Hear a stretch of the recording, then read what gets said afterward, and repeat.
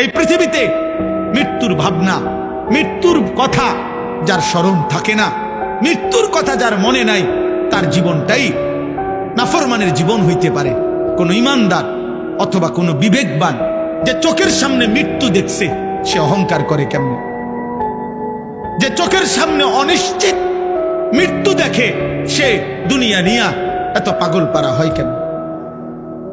আল্লাহ বলেন আমার সামনে মাথা নুয়ে থাকবে আর বলবে, আল্লাহ আমি সব দেখছি, জাহান্নামের আযাব দেখছি, আমার দুনিয়ায় ফেরত দেন। আল্লাহ বলবে, না বান্দা, না বান্দা, আমার বাপ এত মৃত্যু, এত লাশ, এত মানুষের জানাজা দেখবার পরে এই ঈদগাহ মাঠে কত মানুষের জানাজা হয় না? কথা বলেন না? আপনাদের কবরস্থান নাই?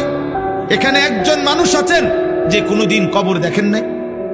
বলে না ভাই, একজন মানুষ আছে যে কখনো লাশ দেখে নাই, কোনো জানাজা পড়ে না?